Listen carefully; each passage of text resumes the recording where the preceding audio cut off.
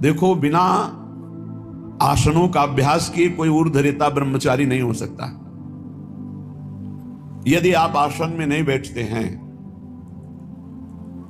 कम से कम 2 घड़ी 48 मिनट, आप ब्रह्मचर्य रह ही नहीं सकते। कागज में लिख लीजिए चाहे दिमाग में लिख लीजिए, ये अनुभव गम में बातें कह रहे हैं। आप प्राणवायु का संशोधन नहीं करते हैं,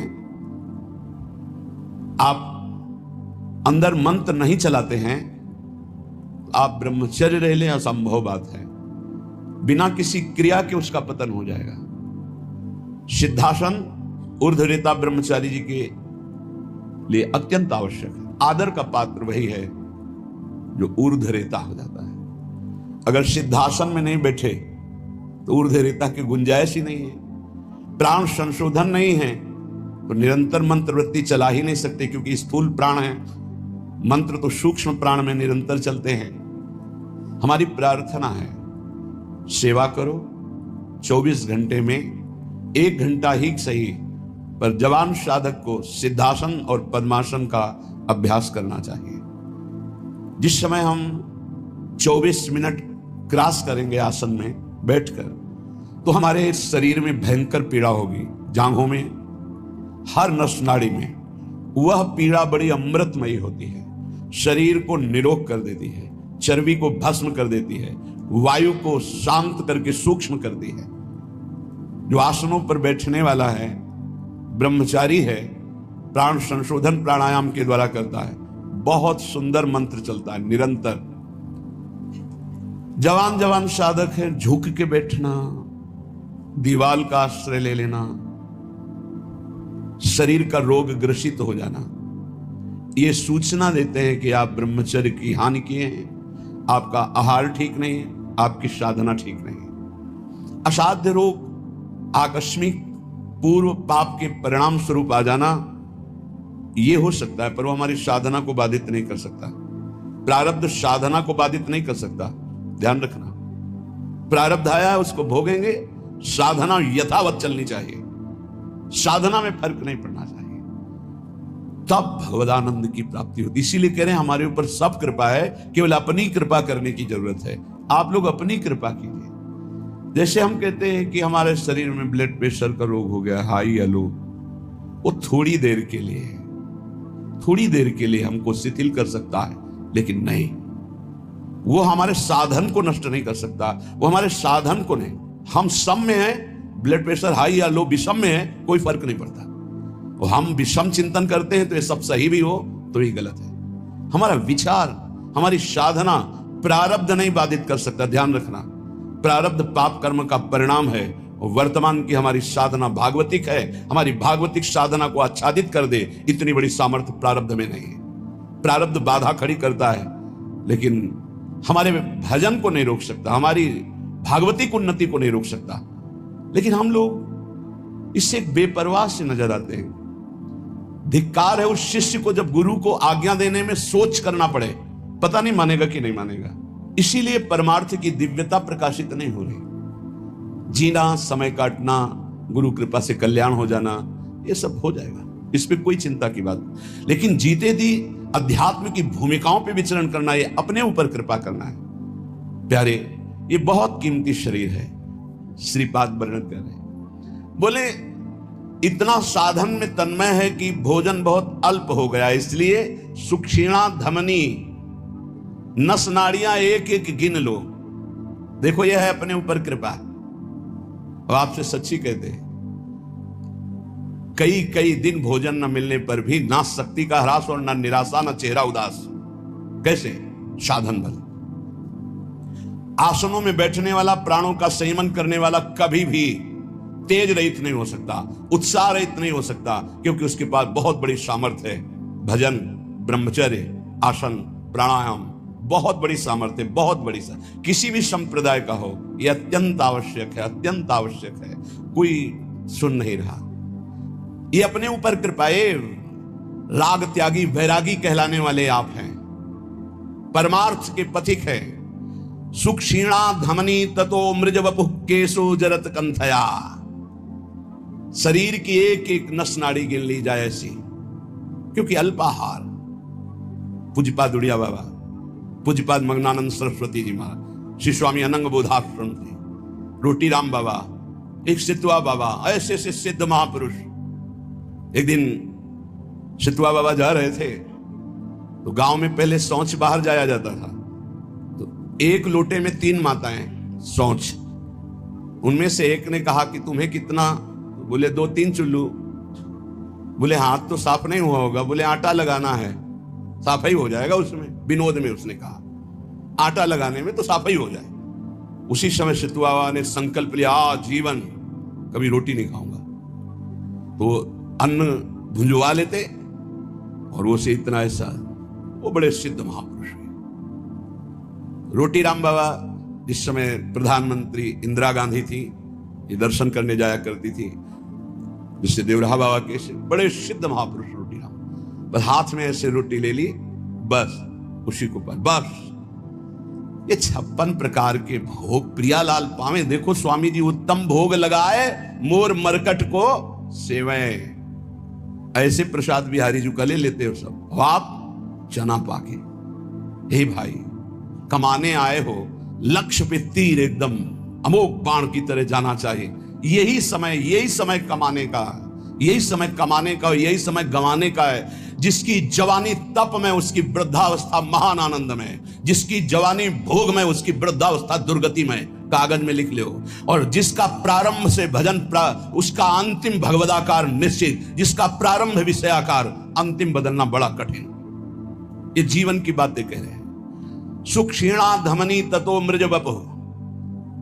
कैसे तुम्हें बताए? लक्ष्य ही नहीं है तो कैसे बताए?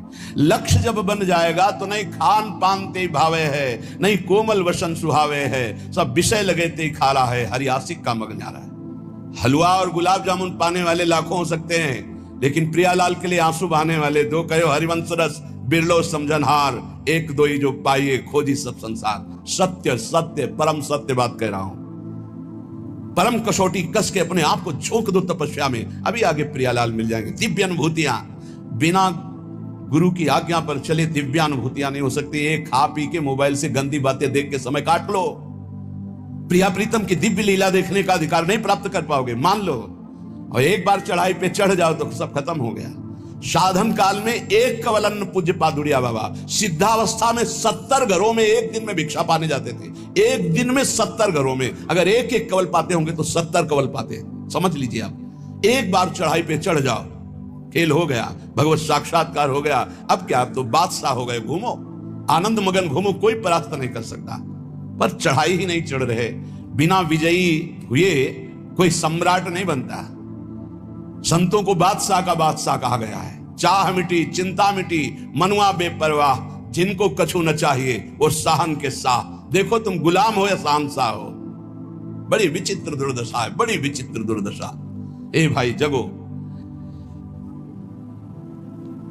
नई अवस्था है आपकी, या परमार्थ में चल रहे हो, चाहे गृहस्थ हो चाहे विरक्त हो। ये पेट बढ़ने का मतलब है साधन विहीन जीवन कर लेना। सिद्ध पुरुषों के पेट बढ़े तो आनंद तोंद है, आनंद उनकी कोई बात नहीं। अभी कुछ देखा ही नहीं है, बढ़ने लगा चर्बी और मांस और ये सब। बिल्कुल नहीं, बिल्कुल नहीं। 18 से 48 तक घोर तप में जीवन, फिर आगे जो सिद्धावस्था आ जाएगी आप खुद देख लोगे कैसी आनंदमयी वृत्ति होती। हमारी प्रार्थना मान लो, आप सेवा में रत रहे, लेकिन निरंतर चतुराशी जी नाम जब मंत्र जब चलता हुआ, और जब समय मिले फौरन आसनों पे बैठ जाओ। 2 घंटे 3 घंटे विश्राम, बस आसनों पे बैठ करके ही अपना समय व्यतीत करो। जवान हो, ब्रह्मचारी हो, भगवत मार्ग के पथिक हो, आप सबसे प्रार्थना है इस नाशवान मलमूत्र बनाने वाले शरीर को प्रिय मानकर केवल खान पान विश्राम शयन इसी में काटते रहोगे, जीवन रंग नहीं लाएगा। रंग लाने के लिए गुरु आज्ञा की कसौटी में कसना होगा, तब आप प्रियालाल की सेवा के आभूषण बनेंगे, तब आप प्रियालाल के श्रृंगार सेवा में आएंगे। बिना कसौटी में कसे, बिना आग में तपे निर्विकार नहीं होता। एक बार हिम्मत करो, तुम शरीर नहीं हो, ये शरीर छूटेगा, तुम्हें दिव्यता प्राप्त करनी है। दिव्य पार्थिव शरीर की आसक्ति वाला नहीं अनुभव कर सकता, इससे ऊपर उठो। बहुत घटिया सोच है। यदि ये सोच बनी रहे कि मुझे अच्छा खाने को मिले, अच्छा सोने को मिले, अच्छा रहने को मिले, बहुत घटिया सोच है। रात के 12:30 बजे जग गए, अपनी दिनचर्या में लगे, 10:30 बजे तक लगे रहेंगे, फिर जाके ये हम इसलिए कह रहे हैं कि आप स्वस्थ हैं और आप कमाई नहीं कर पा रहे, चाहे गृहस्थ हो या विरक्त। अरे मरना है यार, जाना है यहां से, अच्छी नाम की कमाई कर लो, अच्छी अध्यात्म की उन्नति कर लो, लाखों का कल्याण कर दोगे। सतरति सतरति सा लोकांतरति, हमारा जन्म दूसरों का मंगल करने के लिए हुआ है। आप विश्वास कीजिए, बहुत घाटे का सौदा हो रहा है, बहुत घाटे का। किसको चढ़ाएं, किसको उत्तम रीति में पहुंचाएं, जब तक हमारी आज्ञा पर तुम बलिदान होना नहीं चाहोगे तब तक नहीं बन सकता।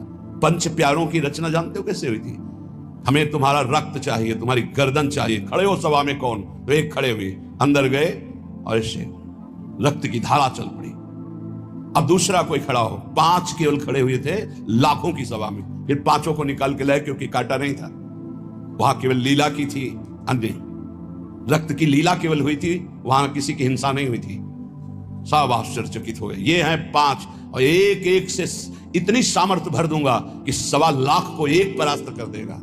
परम पूज्य श्री गुरु गोविंद सिंह के वचन। एक को 1.25 लाख परास्त करने वाली सामर्थ्य तैयार करो, क्यों? प्राणों को बलिदान कर दिया। नारायण अति कठिन है हरि मिलन की बाट, या में पग पीछे धरे प्रथम शीश दे काट। चाहे गृहस्थ हो चाहे विरक्त, दिव्यानुभूति के लिए तुम्हारा मानव शरीर मिला है, पार्थिव भोगों के लिए नहीं। पर इसमें आपको अपनी कृपा करनी बकाया रह गई।